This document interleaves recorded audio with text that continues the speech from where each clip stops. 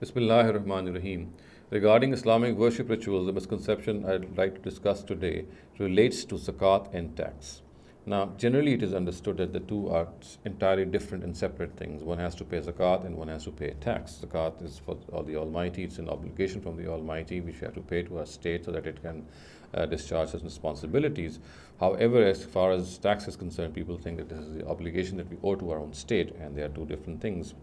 However, if we study the Quran is absolutely clear that zakat is the only tax which an Islamic government can impose of its citizens. If it wants to impose any other tax, then it must have the consent of the citizens. This is because the Quran has clearly said at one place, فَإِن تَابُوا وَأَقَامُوا الصَّلَاةَ وَآتَوُا الزَّكَاةَ فَخَلُّوا سَبِيلَهُم, while addressing the idolaters of Arabia for whom death had been sanctioned if they did not accept faith.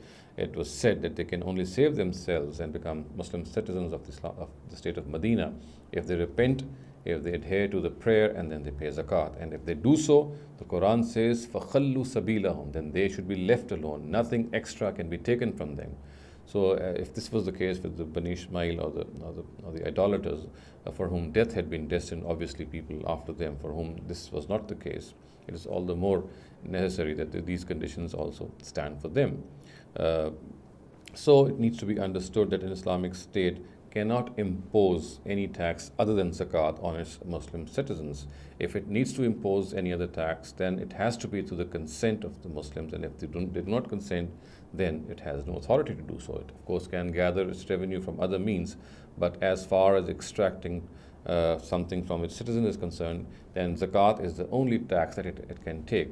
And we should also know that this once and for all actually cuts to size the oppression which has generally been seen when rulers impose tax on their citizens.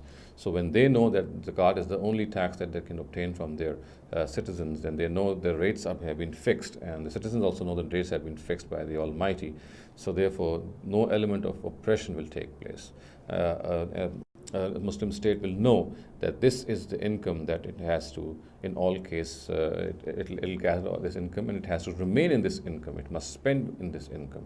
So it needs to be understood that zakat is the only tax which a Muslim state can impose on its Muslim citizens, and if they do not consent for any other tax, then a Muslim state cannot extract any other money from its citizens. So if this is clearly understood that zakat is the only tax that a Muslim government can impose on its Muslim citizens, then today, as we see that since we are also paying zakat and we are also paying tax, so we can subtract our tax from our zakat liability, and only if the balance is positive do we need to pay zakat.